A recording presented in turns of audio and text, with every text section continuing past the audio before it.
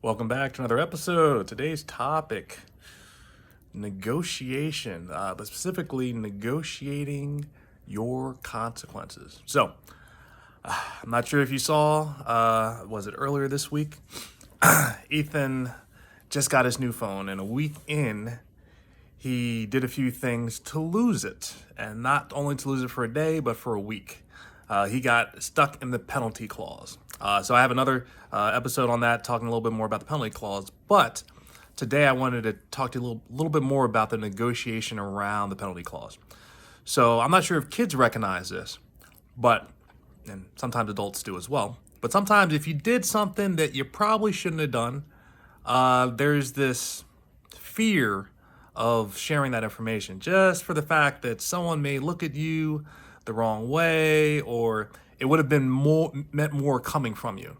So in this particular case, I was talking to Ethan. He was down about losing his phone for a week, and I was just talking about, hey, if you have some information that that you have that maybe it doesn't show you in the best light, but if you kind of fess up to it, it's kind of like turning yourself in, right? So the movies where you have, I think the last movie I saw was The Honest Thief, and the honest thief found the woman of his dreams, and he had been a bank robber for probably about the last 10 years, but I guess more of a burglar because he's sort of snuck in and snuck out, and he had something like $9 or $10 million, and he found the woman of his dreams, and he's just like, you know what, I'm turning my leaf. I'm not doing that type of life anymore, and I'm gonna turn myself in effectively.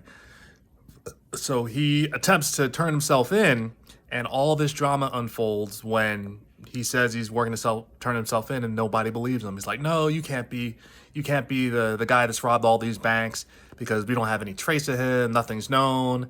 And the guy kind of starts divulging the information, and then at a certain point, some folks kind of recognize he's telling the truth, but there's all that money at stake, and so all this drama unfolds. So it has me thinking a little bit about that, right? So when you turn yourself in, it's really a question of, well, why are you doing it and what's the impact? So usually with kids, if they do something, let's say that they're not supposed to, they'll be the last ones to start to say anything about it. But there's actually a lot of power if you decide to say something about it. And so I was talking with Ethan about this. I said, buddy, if you did something that maybe you weren't supposed to do, it's better if, let's say, Mom and I actually understand and find out from you as opposed to finding out ourselves. Because if we find out ourselves, then that means you're trying to hide from us, and we feel there's a betrayal there, and the trust actually goes down. But if you tell us and the information comes from you, then the trust actually goes up. So I asked him, do you have any examples of any time that's actually happened in your life? And I think I shared one with him just about, I'm trying to remember. I'm not even sure I remember. I think I remember his example more than I remember mine. My goal is to put everything out there. I'm not working to conceal anything. So in regards to Ethan, he said, yes, I remember there was a time when I went online and I was playing Roblox, and I decided that I wanted to change something with my profile, and I had to buy something. And I bought something, and I did it without telling your mom, and I felt kind of bad about it because you guys gave me rules that we had to run that stuff by you first.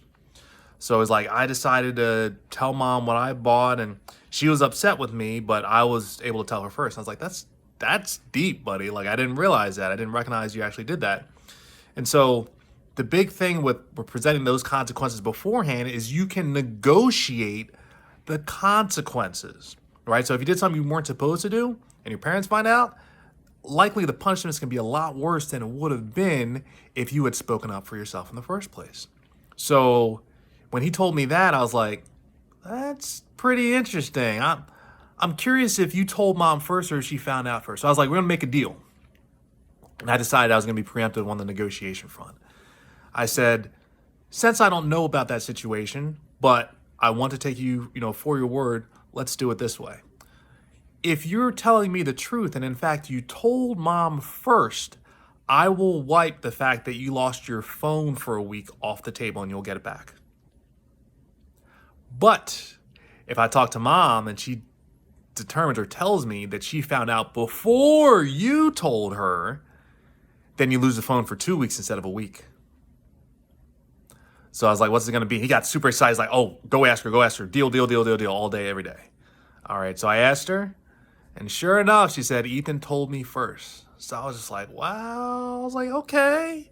All the parenting stuff's starting to work out. You know, he's telling mom stuff before she finds out. So hopefully, I'm hoping that he also tells me the same, because our policy in our household is if you don't tell the truth, the punishment's going to be twice as bad as if you told the truth. So in other words, things are going to be worse for not telling the truth. So we're trying to instill that so that we're approachable, we have an open door policy, all of those pieces. So for the fact that he told me the truth, the very next day he got his phone back. So I was like, you never really thought about that, did you? You can negotiate the consequences. So even if you have to fess up with something, you can still negotiate, right? And I negotiated for him. I tried to help him out. Or I did help him out, actually. So I want to make sure that, again, you, hopefully this message resonated with you, and that no matter what you've done, negotiation is your way out of pretty much anything. Now, I can't guarantee what the results will be. However, use that as your bargaining chip. If there's something that you want, be willing to negotiate for it. Understand what you can offer in exchange. Hey, I'll tell you something that I did that maybe you aren't happy with in exchange for maybe you not taking this hard on me for me telling you first.